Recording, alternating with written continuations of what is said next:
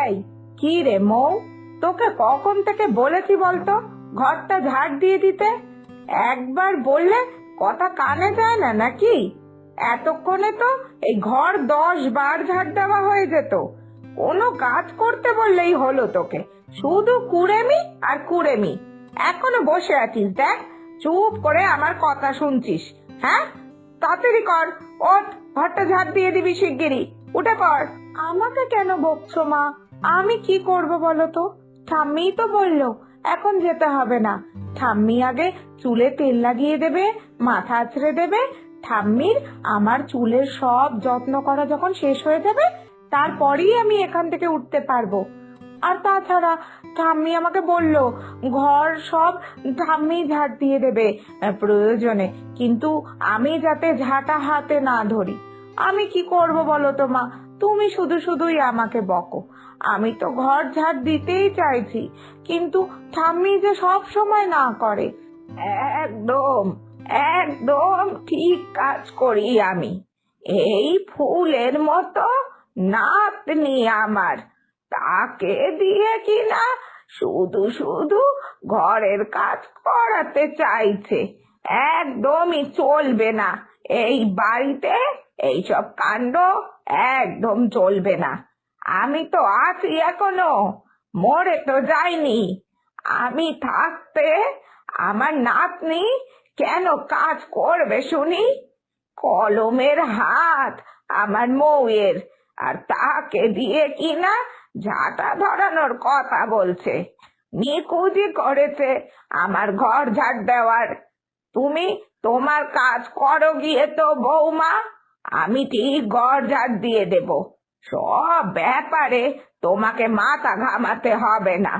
তোমার অভ্যাসটা বড্ড বাজে হয়ে যাচ্ছে এই সব ব্যাপারে কথা বলতে বলতে, এই আমি বলে দিলাম। না মা, কিছুতেই না। ঘর তো মৌকেই ঝাড় দিতে হবে। পড়াশোনা করে বলে কি ও ঘরের কোনো কাজ করতে পারবে না? এটা তো ঠিক কথা হলো না। নিজের জীবনের ন্যূনতম প্রয়োজনীয় কাজগুলো তো নিজেকেই করতে হবে। তাই জন্য তো কাজকর্ম সব শিখতেও হবে নাকি?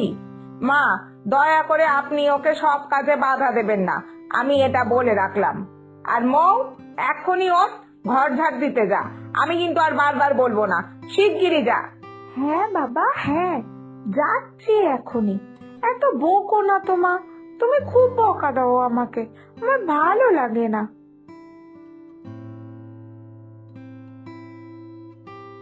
তুমি তুমি কিন্তু একদম ঠিক কাজ করলে না বৌমা। আমি এতবার করে না করা সত্ত্বেও তুমি মৌকে ঘরের কাজ করতে পাঠিয়ে দিলে। আমি যে বললাম তোমাকে যে আমি সব কাজ করে দেব, ঘর দুয়ার ঝাড় দিয়ে দেব, কথাটা তোমার কানে ঢুকলো না তাই না? একদম অবাধ্য হয়ে যাচ্ছ বৌমা, দিনের পর দিন তুমি খুব অবাধ্য হয়ে যাচ্ছ। এবার এবার নিশ্চয়ই তোমার খুব শান্তি হয়েছে বলো? মৌকে ঘর ঝাড় দিতে পাঠিয়েছো বলে খুব শান্তি হয়েছে তোমার, তাই না? মা, এইসব কথার আমার কাছে কোনো উত্তর নেই। আপনি খেতে আসুন, আপনার খাবার দিচ্ছি এখনই। খাওয়ার পর আবার অনেক ওষুধ খেতে হবে আপনাকে। তাড়াতাড়ি আসুন রান্নাঘরে। আচ্ছা, বলছি, রান্নাঘরেই কি আপনাকে খেতে দেব, নাকি এইখানেই উঠোনেই খেতে দিয়ে দেব? বাইরে রোদ পোয়াতে পোয়াতে খাবেন, তাহলে বেশ আরাম লাগবে। কি করব, নিয়ে আসবো খাবারটা? না না, আমি খাবো না, আমি কিছুতেই এখন খাবো না। আমি মৌয়ের সাথে একসাথে খাবো। আমার নাতনিটা না খেয়ে এখন ঘর ঝাড় দিচ্ছে, আর আমি কি না এখন খাবো? একদমই না। ও আসুক আগে, তারপর আমি ওর সাথে একসাথে বসবো খেতে। তুমি গিয়ে তোমার কাজ করো, ওর হয়ে গেলে আমি তোমাকে আওয়াজ দেব। তখন তুমি আমাদের দুজনের জন্য একেবারে খাওয়ার বেড়ে এইখানে নিয়ে এসো, আমরা এই বাইরেই একটু আরাম করে খাবো। একদমই এইসব হবে না মা, এখনই আপনাকে খেতে হবে। মৌয়ের সব ঘর ঝাড় দিতে ওই সময় লেগে যাবে, আর ততক্ষণ আপনি খালি পেটে বসে থাকবেন, এতে তো চলবে না। আপনার তো শরীর খারাপ করবে। হ্যাঁ, আপনি এখনই হাতটা ধুয়ে নিন ভালো করে, আপনার হাতে খুব তেল লেগে রয়েছে। ভালো করে হাতটা ধুয়ে নিন, ততক্ষণে আমি সব খাবার নিয়ে আসছি, আর ওষুধটাও নিয়ে আসছি। নিজের দিকে কোনো ধ্যান নেই, সারাক্ষণ খালি নাতনি নাতনি করে ব্যস্ত। দূর, ঠাম্মি কি সুন্দর আমাকে রোদে বসে মাথায় তেল লাগিয়ে দিচ্ছিল, আর কোথায় আমাকে মা ঘর ঝাড় দিতে পাঠালো, এখন ঘর ঝাড় দিচ্ছি। দূর, ভালো লাগে না, আমার কোনো কাজ করতে ইচ্ছা করে না, এটা মা বুঝতেই পারে না। আমি তো শুধু আরাম করতে চাই, আরাম। আর আমার এই মনের কথাটা একমাত্র আমার ঠাম্মি বোঝে, আমার সোনা ঠাম্মি।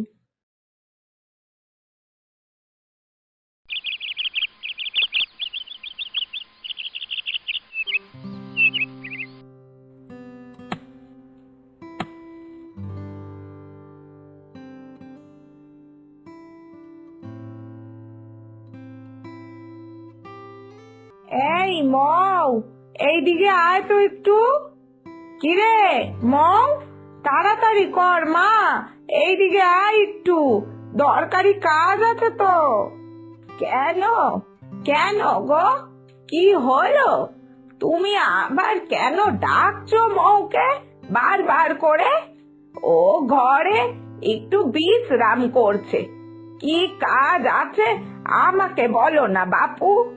এমনি তো নাতনিটা আমার এত পড়াশোনা করে, তার উপরে তুমি ওকে দিয়ে কাজ করিয়েই চলেছ। ঘরের কত কাজ যে মেয়েটা করে, এখন ও একটু বিশ্রাম করছে, তাও ওকে ডাকাডাকি করছো। এখনো আসতে পারবে না, যা বলার আমাকেই বলো, যা করার আমি করে দেব। সারাক্ষণ শুধু আমার মৌটাকে বিরক্ত করে চলেছে। এইসব আপনি কি যে বলছেন না মা, ওকে দিয়ে আমি এমন কি ঘরের কাজ করাই বলুন তো? এই তো শুধু ঘর কটা ঝাড় দেওয়া, জামা কাপড়গুলো একটু শুকিয়ে গেলে তুলে ঘরে আনা, এই জলগুলো ঠিক টাইমে ভরে রাখা, এই তো একটু একটু সামান্য কাজ। এতেই আপনি কেন যে এত রাগ করেন কে জানে। কাজ তো করতেই হবে বেঁচে থাকতে গেলে জীবনে, আর এইটুকু কাজ করলে ওর পড়াশোনার কোনো ক্ষতি হয় না। এই, কি রে মৌ, তোকে কখন থেকে ডাকছি, তুই সাড়া দিচ্ছিস না, শুনতে পাচ্ছিস না নাকি? উফ, কি হয়েছেটা কি মা, কেন ডাকছো আমাকে এত বলো তো? যেই একটু খাওয়া দাওয়া সেরে শুয়েছি, অমনি ডাকাডাকি শুরু করে দিয়েছো বলো। দূর, ভালো লাগে না। কি হয়েছে, কি আবার নতুন করে কাজ দেবে আমাকে? বলো দেখি, কি করতে হবে আমাকে এখন? এই যে এই যে ঝুড়ির কাজগুলো দেখছিস, এইগুলো একটু শিখাদিদের বাড়িতে দিয়ে আয় তো মা। শিখাদি সেই কবেই কাঠ চাইতে এসেছিল, এই কাঠের উনুনে একটু পিঠে পুলি বানাবে বলে। কবের থেকেই বেচারি বলে রেখেছিল, কিন্তু আমি তো আর কাঠ কাটার সময়ই পাচ্ছিলাম না। তবে কালকেই তো পিঠে পুলি বানানোর দিন, তাই আজকেই ওর বাড়িতে কাঠ কটা পৌঁছে দিতে হবে। যা মা যা, ঝটপট দিয়ে চলে আয়, এই কাঠের ঝুড়িটা নিয়ে যা। কিন্তু হ্যাঁ, কাঠের ঝুড়িটা কিন্তু আবার নিয়ে আসবি কাঠগুলো দিয়ে, আমাদের তো এমনিই বেশি ঝুড়ি নেই, আর এটাও যদি রেখে আসিস তাহলে আমাদের আবার অসুবিধায় পড়তে হবে। কি কি বললে বৌমা, মৌ যাবে এখন শিখাদের বাড়িতে? তাও এত ভারী কাঠের ঝুড়িটা নিয়ে? কোনো মতেই না। তোমাকে একই কথা প্রতিদিন আর কতবার করে বলে বোঝাতে হবে বলো তো? আমার নাতনিকে দিয়ে আমি ঘরের কাজই করাতে চাই না, আর তুমি তাকে কাঠের ঝুড়ি নিয়ে অন্যের বাড়িতে দিয়ে আসতে বলছো? তোমার তো সাহস কম না দেখছি। মা, শিখাদির বর আর ছেলে সবাই তো এই সময় কাজে থাকে, তাই তো শিখাদি নিজেই এসেছিল সেই দিনকে এই কাঠ নিয়ে যাবে বলে। কিন্তু আমি তো তাকে কাঠ কেটে দিতে পারিনি, আমার তো সময় হয়ে উঠছিল না। তাই জন্যই তো ভাবলাম যে মৌকে দিয়ে এই কাঠ কটা পাঠিয়ে দিই। এ আর এমন কি ভারী, আমার তো অনেকটা কাঠ কাটা এখনো বাকি রয়েছে। আর তেমন যদি হয়, না হলে মৌ এই বাকি কাঠগুলো কেটে ফেলুক, আমি তাহলে এই কাঠের জুড়িটা শিখাদিকে দিয়ে আসি, তাহলে আমার কোনো অসুবিধা নেই। না মা না, ও কোনো দরকার নেই, আমি তোমার এত কাঠ কেটে দিতে পারবো না। বাবা, কাঠ কাটার কুড়ালটা কি ভারী, এত ভারী কুড়াল দিয়ে কাঠ কাটলে হাতে কি ব্যথা লাগে। আমার কোনো দরকার নেই, আমি বরং এই ঝুড়িটা নিয়ে কাকিমার বাড়িতে দিয়ে আসছি, সেটা অনেক ভালো। উফ, এক্ষুনি বেশি করে আমাকে কাজের দায়িত্ব দিয়ে দিচ্ছিল।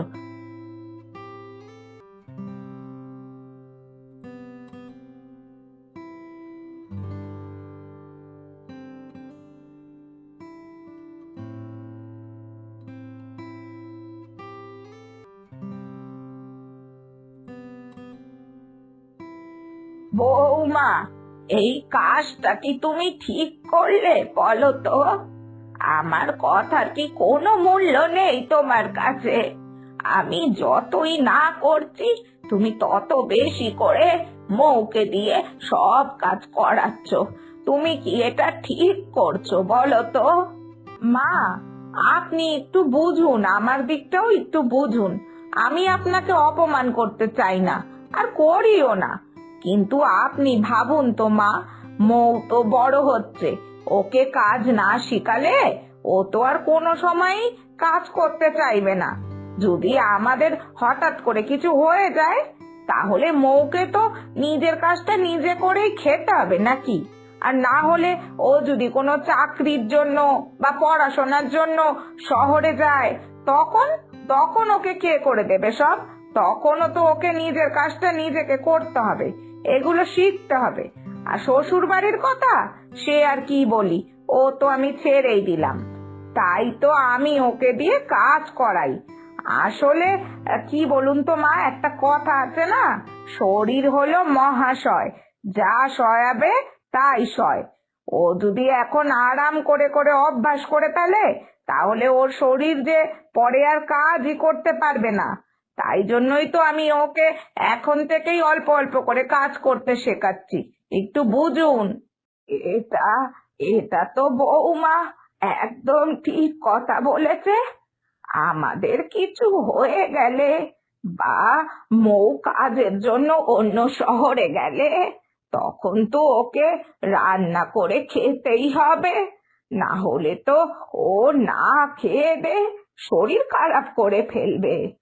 না না, এবার এবার আমি বুঝে গেছি আমাকে কি করতে হবে। মৌকে ঘরের সব কাজ আমি শিখিয়ে দেব, বিশেষ করে এই রান্না বান্নাটা।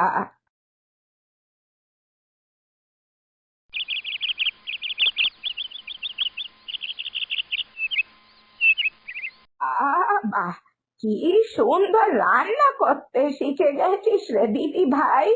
বেশ ভালো, বেশ ভালো। কালকে তোকে আমি মান কচু বাটা বানানো শিখাবো, ঠিক আছে? ওটা তো তোর খুব পছন্দের একটা রান্না। অন্তত তুই যেই খাবারগুলো খেতে ভালোবাসিস, ওগুলো তো তোকে শিখে রাখতেই হবে, যাতে আমাদের অনুপস্থিতিতে তুই তোর পছন্দের খাওয়া দাওয়া গুলো করতে পারিস। যাক বাবা, এতদিনে মা তাহলে বুঝতে পারলো যে মৌকে দিয়ে কাজ করানোটা খুবই দরকার। আর আমি এর জন্যই এতদিন ধরে মৌকে দিয়ে এই ওই নানা কাজ করানোর চেষ্টা করছি। আসলে তো যে যতই আদরের হোক বা লেখাপড়া জানুক, ধনী হোক যাই হোক, তবুও নিজের কাজটা নিজেকেই করতে শিখতে হয়। এটা যে খুব প্রয়োজন।